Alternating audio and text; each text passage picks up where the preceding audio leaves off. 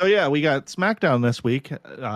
Was Friday, May 2nd of 2025. They had an attendance of 6,467 at the Wells Fargo Arena in Des Moines, Iowa. Rare non-sellout for the WWE. They've been pretty much selling out everywhere they have been going. I can't remember what the exact numbers were for the arena. I think it was like 8,000, like 8,100, something like that. So it's pretty close to a sellout, but not quite. Uh, the show opens backstage. You get a wide aerial shot of Des Moines as they kick off the show. They're showing Randy Orton, Tiffany Stratton, and Carmelo Hayes with The Miz arriving. And after they cut through all of that, you get Damian Priest confronting Jacob Fatu and Solo Sikoa backstage, and they're kind of pushing each other a little bit, and the officials break them up. LA Knight kind of mocks them as he walks past on his way to the ring, and his music hits. He comes out to the ring, and the crowd is chanting, "Let me talk to you." He's pretty over, He's not as over as what he was a couple of years ago, but when it felt like he was going to be more of a main event guy. But he's settled on into a upper mid card role here, and I think he's doing it pretty successfully. And he's venting about being denied a proper U.S. title rematch despite being screwed. He's blaming Solo Sikoa and Jacob Fatu for the interference, and says that the real issue is Damian Priest for letting it happen. And then Priest comes out and he admits that Damian Priest is right, but says last week was not about stopping Drew. It was about saving LA Knight from getting another Claymore and losing. And Knight's telling him his timing's terrible. They're just doing some back and forth. LA Knight's kind of pissed off that he thinks that Drew cost him the match last week. It is what it is. Knight, they had some arguing back and forth, and we're going to get a match out of this. What do you think about the pre-match promo stuff, though, TJ? I don't know. It was good. Like, I thought the little entrance was good. How it had like Damon Priest and what's his face arguing and everything. What was it? Jacob Fatu. It was pretty cool when LA Knight walked past him and was just like talking his mouth. The presence of LA Knight's really good. Like just the way he holds himself is of somebody that has confidence and seems like a star. Right. And I thought it was cool. He comes out, he says, "Let me talk to you" thing. The crowd's really into it. They chant everything to do with the guy. It would be really cool to see him have a World Heavyweight Championship run. He's getting up there a little bit, and the top guys in WWE, as long as they're in shape, seem to hold on to like upper 40s. And I think he's like about mid 40s or something like that. But this is cool. Damon Priest is good. Solsko is great. Or not Solo, fucking Jacob. Sorry. It's just funny, like how he's just always fucking losing it, and he's eventually going to be a world champion and everything, and should be good. And I'm mainly just talking about Solo at the. Why do I keep mixing that up? Fatu and Solo. For some reason, these Bloodline guys' names just mix me up. Like you can tell, it's got me a little bit fucked up. But Damon Priest is good. Like everybody here, good shit, and I don't know. I'm just dragging it on, but we can go ahead. Go ahead. Yeah, so we get into the match, and they go out to commercial because the referee's got to come down to the ring because they're going to do their match now instead of later tonight. We kind of glossed over that. That's WWE booking. Yeah, and the match begins in progress. Knight's kind of controlling early. Priest fires back with some heavy strikes. Knight hits him with a flying clothesline, DDT, and top rope elbow. Multiple near falls for both guys. Priest hits him with a razor's edge and a falcon arrow, but Knight's showing some gritty toughness, and he keeps kicking out. The action spills outside. Priest hits a flatliner on the apron. Those apron spots always look like they hurt like hell. Then there's some outside interference. Solo Sikoa attacks Priest. DQ is called. Solo attacks Knight, but Priest and Knight start to fight him off. And then Jacob Fatu appears out of nowhere, lays both dudes out, puts Knight through the announce table, gives Priest a hip attack against the barrier, and the segment ends with Solo and Fatu standing tall. This wasn't a terrible match. Fatu's the man. No, it was all right.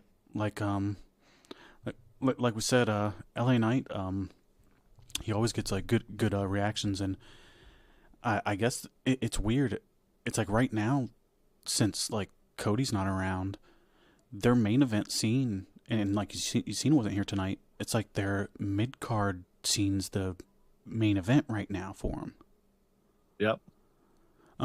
Which is good because like we were saying, that they're all these guys involved are fucking awesome. Fatu, Knight, what is it? Priest.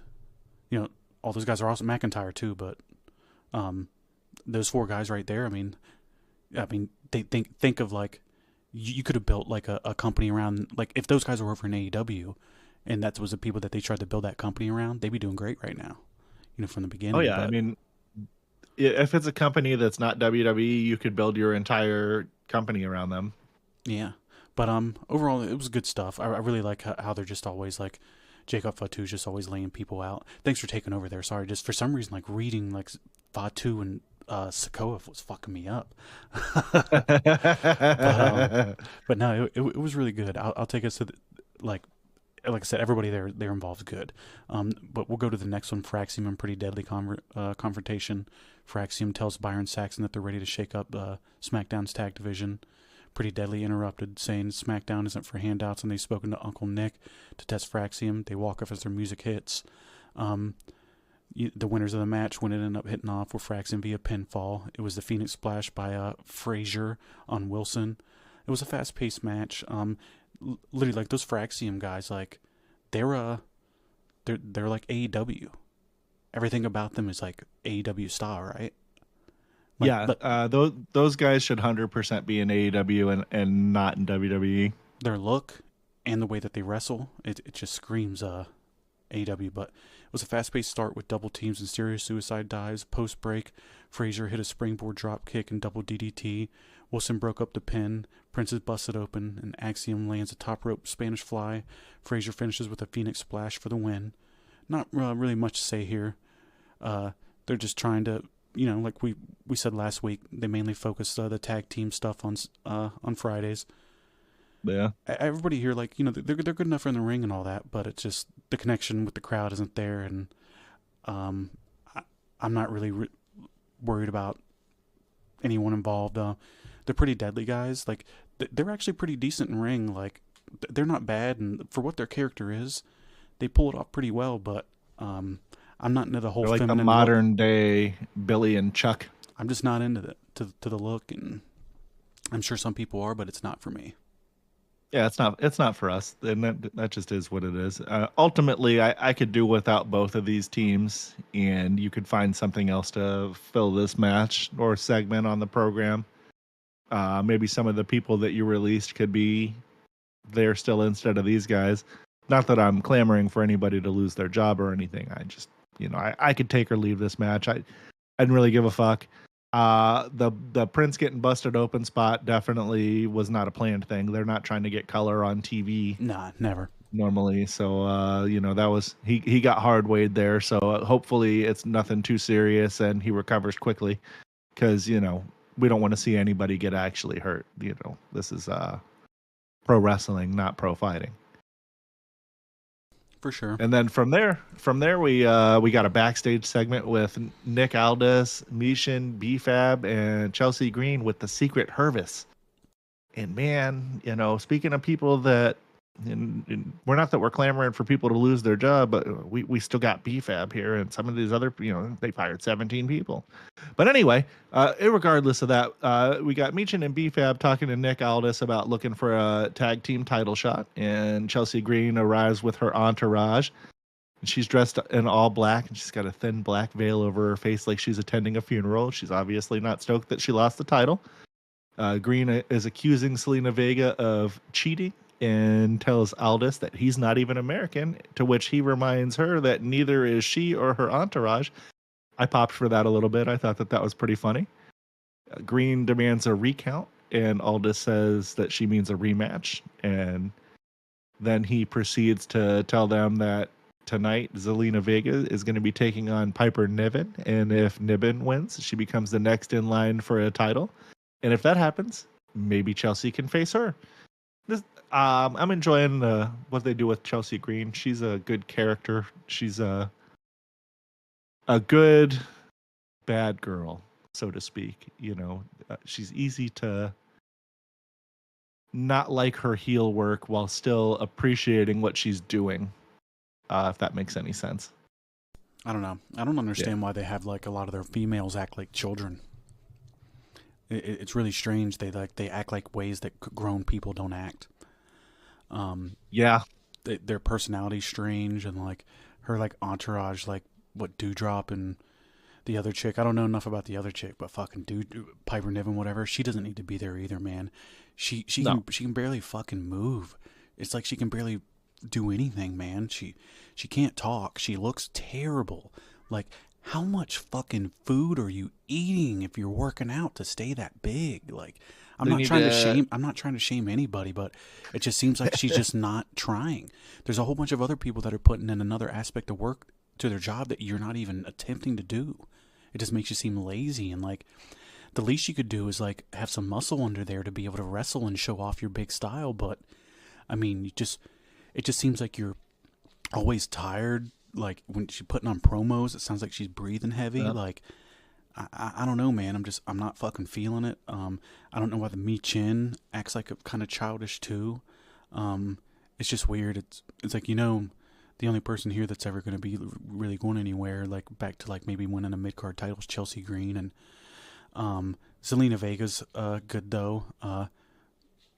And I guess the match between her and Piper Niven was all right. We'll talk about that later, but this it was an okay segment. It's like I said, I'm not really believing anything involved, and people don't act the way that they do in these segments that they have with some of these chicks. And move on to Nia Jax, Tiffany Stratton, Naomi, Jade Cargill, and Nick Aldis.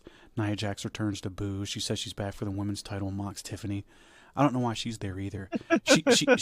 She has lost some weight, and she's looking like a little bit better, I guess, compared to what she used to look like. But it doesn't help that she can barely move either.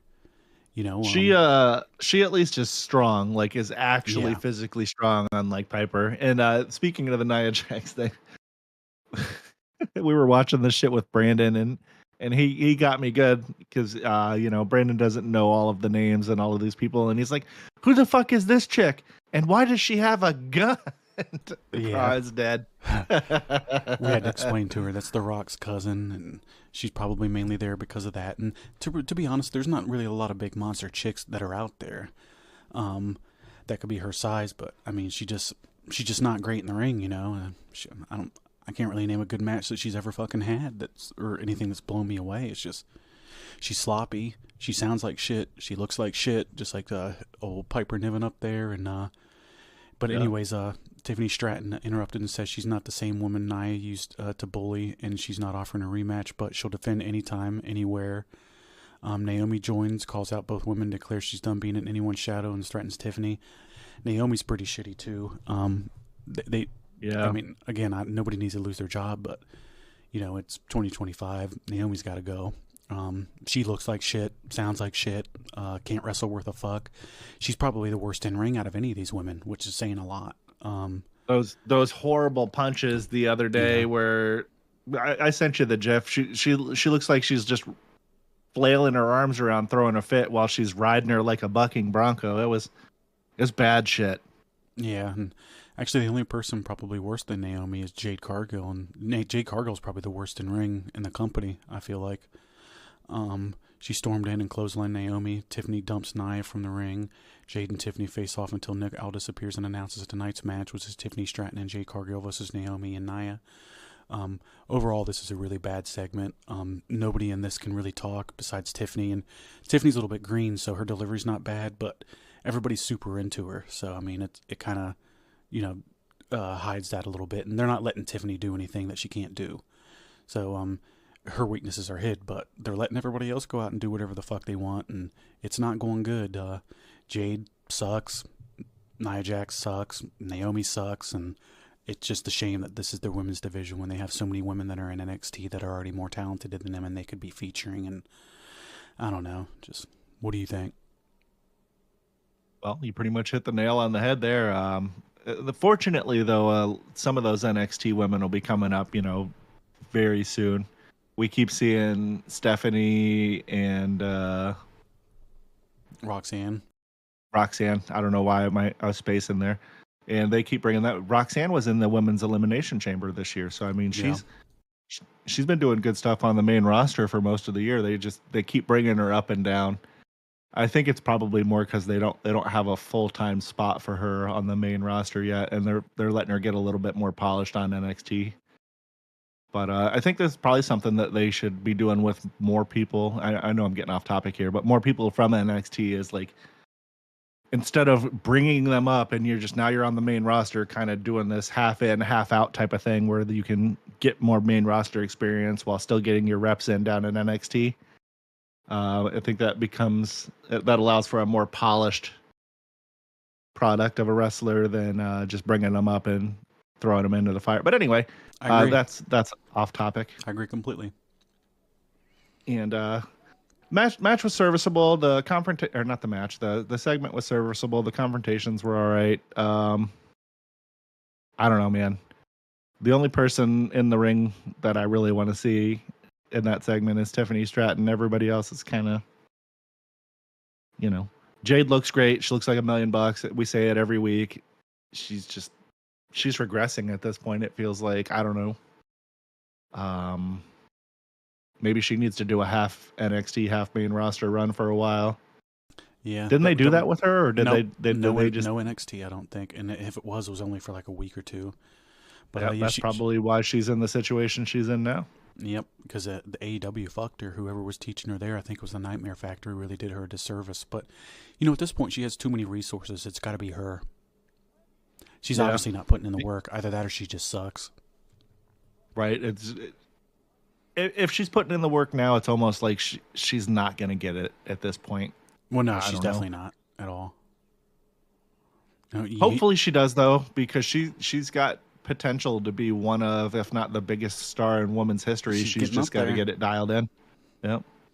I mean, she's getting older, man. Yeah. Every year that goes by. I think she's like 30 now or something like that. I mean, so she's not old, but she's I think not. She's like 37. I could be wrong though. I gotta look this up real quick because Go ahead and I'll keep us going. Let's see. It was the Miz. 32. Okay, but it was the Miz and Carmelo Hayes. Carmelo vents to Miz about being targeted. Miz says that he survived hype, legends, and Aleister Black didn't knock me out. He woke me up. Miz always has good delivery. He can hype up what he's doing. He's not bad. There's a reason why he's been there for so long. I know some people are tired of him, but it could be worse. Trust me. The match is the Miz versus Aleister Black. Obviously Aleister won. Black mass after countering Hayes' distraction. The highlights of the match were Black controlling early with strikes and knees, and Miz regrouped and hits a DDT. Miz always hits that fucking DDT, and it looks so fucking shitty, man. Miz gets most of his offense in, and the match using heel tactics, which he's the man at. Post-break, Black interrupts the dive, unleashes rapid offense. Black hits a Black mass, and Hayes distracts him. Miz recovers and nearly steals it with a roll-up, and then Black recovered and hits a second Black mass for the win. You probably don't need two of them. I think you want to protect that thing, and when he hits it, should always be a finish. But what do you think? I 100% agree with your assessment there. Before I get into the actual match stuff, man, I love Malachi Black's entrance. Being a Undertaker fan from the time that I was a kid, and obviously him being gone, they need somebody to kind of fill that supernatural void, and his aura, like just everything about it is perfect. The fact that they get the fog all the way up to where the ring is from the entrance is insane looking on television, and it makes it extra creepy looking. Miz using the heel tactic to get a lot of the offense in, like he's like raking at the face, he's doing like low kicks, he's like doing things like begging off, and then as soon as Malachi kind of relents a little bit, Miz is instantly hitting him with a cheap shot.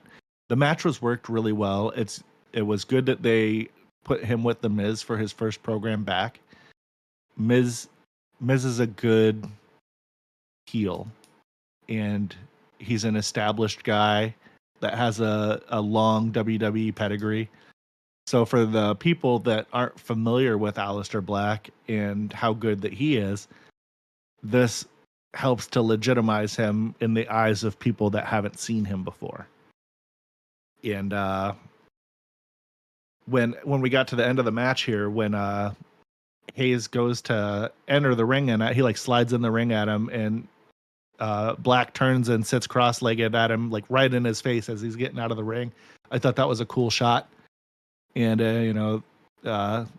they both stand up and kind of have a little face off, and Hayes walks away. I assume that they're teasing something with them too, which would probably be cool, but probably not great for Carmelo Hayes because he's supposed to be an up-and-coming guy that you're trying to build. So I don't know that you want to put him in a match and have Malachi Black kick the shit out of him, but that looks like that might be where they're going with it. Who knows? Or it could be just they were just kind of testing the waters to see what kind of reaction that the two dudes get when they're standing in the ring together to see how the crowd reacts. They do that kind of shit all the time. Yeah, it's funny. What'd you think about that? I mean, no, it was good. Like, I enjoyed it. You know, it wasn't anything too crazy, but it was decent. You know, it's funny the old school like heel work that Miz does. I remember like Chris Jericho was doing that kind of work, like getting in the corner and begging for him not to hit him and shit. When he first went into AEW, but he stopped doing that a while ago, and no heel in AEW does that kind of stuff anymore.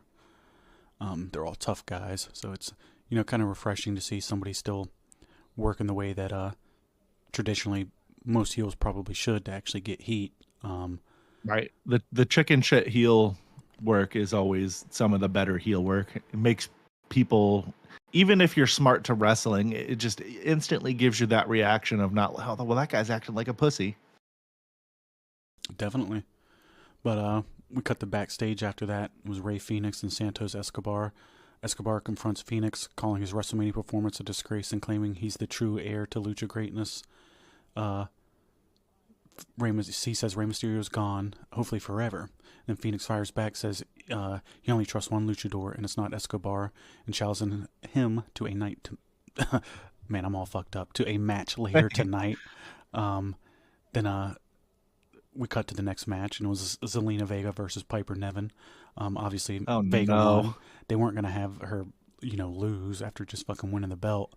The finish was a roll-up, and Piper accidentally hits Chelsea Green. You know, this kind of highlights, like, Vega can't be too bad to get a decent match out of a fucking Niven and to work around her. Like, I can't imagine being as small as she is and be like, holy fuck, I got to work with this chick. You know, that's a lot of dead weight in there. But Vega started hot with strikes. Piper takes control with power moves. Post break, Vega hits a meteor with a moonsault. Near falls on both sides. Piper blocks Code Red and then sets up a power bomb, but Vega counters. Chelsea Green distracts. Piper accidentally knocks her off the apron. Vega capitalizes with a roll up for the win. It was okay, you know, nothing too crazy. They're not giving away these crazy high flying matches or whatever the fuck people like these days. You know, the pay-per-view level matches are saved for the PLEs usually, but it was decent. It served its purpose. Don't ever need to see Piper Niven again. Like, please stop fucking showing her on TV. Maybe send her back down to NXT. But anyways, Nick Aldis confronted Solo and Sikoa after. Oh, sorry, what'd you think of this match? We'll jump to the next part after. I mean, you just referenced Dewdrop, so all I can think of is the only Dewdrop that I want to hear is Dewdrop her ass from the fucking roster. Goddamn. Yeah. But anyway, the match was decent. I like Zelina Vega. I've been watching her since she was like 19. I think like 2011 in TNA. I mean, she's I think 34 or 35 now. So she's been doing this almost half of her life, literally. So she's really talented. It's good to see her with the belt and finally get a little bit of recognition. She's another one of these gals that size-wise isn't very big. You know, we talked about Roxanne Perez being 5 foot tall. Zelina Vega is like 5'1". So I mean, I don't know if the gals have always been like 5 foot, 5'1". It feels like they were more like 5'6" back in the day. I maybe I'm just, you know, misremembering, but it feels like we're getting a lot more gals that are like, you know, 5'5" or under now. And then the girls that are like 5'8" or a little taller get to be billed as these monsters. And when you put them next to the other girls on TV, they do, like Megan Bain, 5'8", But when you put her on TNA or AEW TV next to these other people, she looks giant. Because she's the same size as most of the guys. Right. Holy shit. She might be bigger than Adam Cole. Probably is. You know, because she's got some of that women hips and stuff like that. Yeah. It looks like Adam Cole has started to work out a little bit more lately, though, so at least he's toned. Yeah. So anyway, moving on from that, the next thing is we get the segment where the U.S. title Fatal 4-Way is announced. Nick Aldis confronts Solo Sikoa and Jacob Fatu over the recent chaos and DQs. Solo is trying to blame Drew, and Fatu says this week was just a warning, and now we know at Backlash we're going to get a Fatal 4-Way for the title. Didn't we just have a Fatal 4-Way for oh no, that was the Intercontinental title. They keep doing all these Fatal 4-Ways for these middle belts. Yeah. I think Triple H is starting to run out of good ideas. Yeah, I sure hope not. And I mean, it's a good way to get all of the guys on the pay-per-view and everything, but this obviously isn't a major pay-per-view, and they don't treat them like they are, especially since they're just on Peacock for fucking $6. Yeah, I feel like Fatu is going to come out of this, but anyway, we'll do the breakdown of the match later.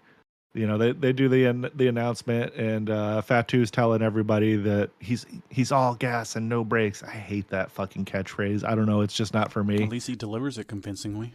You know, he does. He could beat the fuck out of me pretty easy. So I mean, yeah, he probably could fight both of us at the same time and still win. Like that's a big departure from a lot of the guys that they have in AEW. That you feel like you could have fucking beat up when you were 16 years old. We are some critical motherfuckers, huh? Well, I mean, we've been watching the shit for a long time.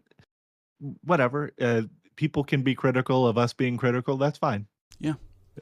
We get to the final exchange, and Solo's kind of pissed off, and he's accusing Aldis of sabotaging Fatu, and Aldis, you know, explains to Solo that he's the one that's the problem, not him. And then that segment ends, and we move on. Up next. Yep, we get Randy Orton coming out to cut a promo targeting John Cena, who is conveniently not there this week. We're not going to see him very much. I think the other show he was saying he had 27 dates or 26. So if it was 27 the other day, he's got 26 now. Either way, we're getting down there. You know, he comes out, he calls Cena arrogant and selfish and a system puppet who became a cartoon while Orton stayed real. He talked about Cena only caring about merch sales and fame and not the fans or the locker room. He's mocked Cena for last week telling everybody that he was raising all of everybody else's kids and saying the only thing that he ever raised was merch prices. That one kind of missed a little bit. Cena doesn't have any control of the merch prices. But anyway, he fires back at Cena's threat to erase his legacy, and he explains to everybody over his dead freaking body. He promises he's going to punt Cena at Backlash in front of Orton's own family, and he's going to end his title reign with 3 letters RKO, and he drops the mic and he does the Randy Orton pose. For an extremely long period of time, I kind of felt like maybe Cena was going to come out and attack him here, but that was just the end of the promo. He really railed on him about the being more than willing to be a cartoon character in the PG era. I really enjoyed his promo work here. What did you think about all this? No, it was good. Randy Orton's got good delivery. I always hate when the one guy's not there and then another guy's got to carry the feud, but you're probably going to start seeing that a lot with the people that Cena works with.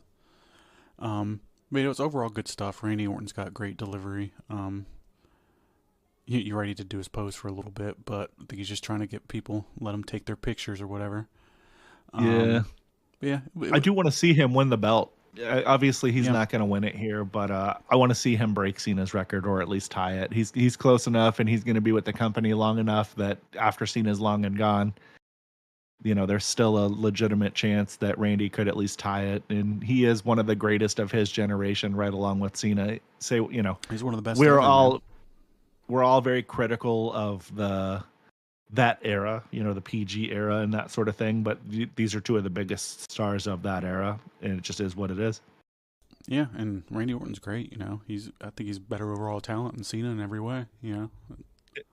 His heel work was the closest thing that you were going to get to the Attitude Era during the PG era. A lot of the time, some of the stuff that he was getting away with, probably other guys might not have gotten away with. I agree, but we'll jump right to the highlight of the show after this. It was my favorite part. It was Naomi and Nia Jax forming an uneasy alliance. Nia tells Naomi that they need to stay aligned tonight and warns her to stay out of her way. Her sights are set on Tiffany, and Naomi casually agrees and walks off, leaving Nia looking suspicious. Man, the hype between these two gargantuan superstars and the, wow, I couldn't believe it. No, I'm fucking kidding. The Uneasy Alliance sounds like a group of girls that it's like hard to get them to put out. I don't know. All I know is don't need to see these two. I'd really wish you would just get some other women in their place. They're done. And we can go ahead and move on from that. I know you don't really have much to add. No. I have a comment about Naomi, but when we get to the match, I'll make that. So then we get to this backstage segment, and it's Randy Orton, R-Truth, and Jimmy Uso. And it's kind of like a comedy meets tension type of deal. Randy Orton's walking backstage when he's stopped by R-Truth, and Truth is rambling, saying that his childhood hero John Cena is going to beat Randy Orton. And Jimmy Uso arrives up, and he's trying to calm the situation, and he's trying to shut R-Truth up before he gets his head kicked in. And Jimmy Uso kind of just reminds Orton, and he's like, you know how Truth is, insinuating that Truth kind of says some goofy, stupid shit a lot of the time. And then R-Truth insists that Cena told him that he was the last real champion and that Cena wouldn't lie to him. I enjoy Truth, and I like his heel work here. And you and I talked about this the other day. Truth is going to somehow help Cena at some point. Maybe not necessarily with this match, but there's going to come a point where the only person that is willing to help Cena with something is Truth. And we are 100% going to see that. You guys heard it here first. Nobody else is saying that shit, but me and TJ are saying it. Or at least I am. Absolutely. What'd you think about all this? Nah, I mean, it was good. Like, everybody involves, everybody involves good. I like R-Truth. He's funny. It'll be funny seeing him blindly following Cena along at one point, and then, like, Cena begrudgingly, having him follow along, but knowing he has to, like, it'll be the only person willing to help him. Yeah. But yeah, good stuff. And we'll move on. We got a match next. It's Santos Escobar versus Rey Fenix. Obviously Rey Fenix won. Got a Meteora off the top rope after Adios Amigos. The highlights were the hard-hitting back and forth early. Phoenix hits a hurricane run off the apron. Escobar takes control with a dive. Post-match, we got Phoenix. He hits a springboard moonsault. I don't know if it's at post-match or post-break, but it's post-break. And then Phoenix hits a springboard moonsault and multiple near falls. Escobar lands a knee drop face buster, but Phoenix counters with an Adios Amigos and a top rope meteor for the win. It was okay, I guess. Probably one of the weaker things of the show, match-wise. Yeah, but that apron Hurricanrana was not. I mean, every Phoenix is a good wrestler, obviously, and so is Escobar. They had a nice little lucha style match. I don't know. The style's not for me. I'm not saying it's not good, but yeah, it was kind of reminiscent of what you would have saw in WCW on Nitro back in the day. So I got a soft spot for the luchadors. Sometimes just because of WCW back in the day. But yeah, it was all right. I'm not trying to shit on it too much. I'm just saying it's just not. It was what it was.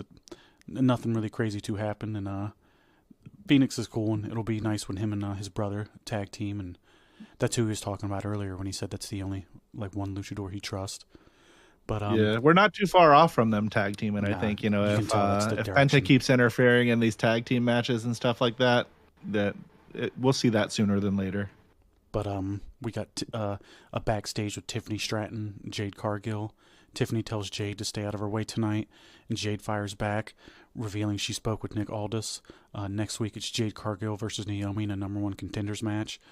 That's going to be where they go, and that'll be the match that they have at Backlash. And I guess somebody's got to be in a position to challenge for the belt, so they got to Gotta be I'll somebody. watch, and it'll be some kind of dumb fuck triple threat match too. There'll be some kind of shenanigans or chicanery during the number one contenders match, for whatever reason. And or maybe not, maybe Bianca will interfere because, how long's she been out now? She's got those broken fingers. A couple weeks at WrestleMania. It ain't long enough. I think it's like 6 weeks or something. Maybe she'll be back. Who knows? A little brace or something. But yeah. Oof. Yeah. We're not much going on there.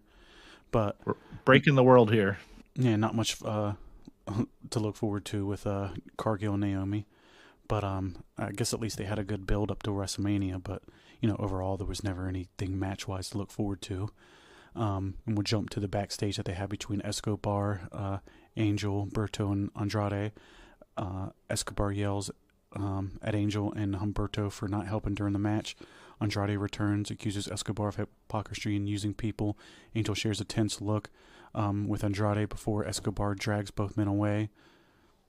Nothing really to talk about there. Just some guys talking. Don't really need to see any of these fucking guys. I mean, Andrade probably should have just stayed in AEW. He hasn't done anything here that was better than there. Yeah, at least he occasionally wasn't used in a prominent position in AEW. I think he came back because he was married to Charlotte, and that would have been a lot better for them personally. But yeah, maybe they thought that would help. That didn't work out. Well, she was probably never there when he was before they got broke up, and who knows how long that was going on.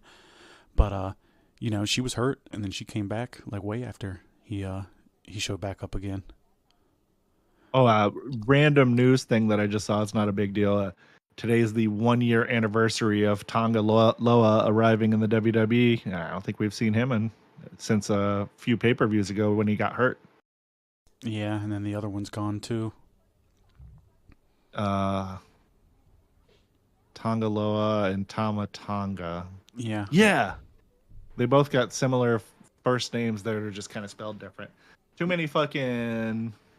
That's what I'm saying. They guys with names that are close. Yeah, and then like those guys, who gives a fuck about them? But we can jump to the match if you want, which is Tiffany Stratton and Jade Cargill versus Nia Jax and Naomi.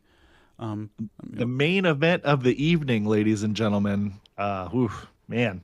Go ahead, TJ. I don't know what a fucking main event, but a Stratton and Cargill won. I guess finished with Jade Cargill powerbombs Nia Jax for the win. Which probably takes quite a bit of strength, by the way, even though she, it was like picking her up off the top rope power bomb. I mean, that's just walk her out and land it safely. And, I'll give Jade a lot of credit there. You and I are always super critical of her. That power bomb looked good. She looked good doing it, and she didn't kill Nia Jax doing it. So she did everything she was supposed to do there. She probably wanted to put her down ASAP. I can't feel good. Right. Probably stinks. But oh no. Yeah. But anyways, a brawl erupted at the bell. Action spilled outside. Naomi and Nia argue over tags. Jade and Tiffany take control. Nia nearly pins Jade, but Tiffany breaks it up. Jade recovers and power bombs her to the win, like we said. I guess I already went over it, but it's just so short. It's like, but not. It really wasn't that long of a match. No, not really. And Tiffany and Jade celebrate, argue over the women's title. Jade holds up the belt. Naomi runs in, hits kiss defeat on Jade. Oh no, on Jade. Like, just reading that, like, you're like, fuck, man. But Naomi poses with the title and SmackDown ends. And now we're released from this episode of SmackDown. Oh, fuck. Before we jump, what do you think? Go ahead. I was just going to say, you got anything to add? No, I'm glad that that's over. And like you said, finally we're released from this episode of SmackDown. That SmackDown was not fucking good, man. No, and that seems to be a recurring theme the last couple of weeks, where Raw has been good and SmackDown has been like, right?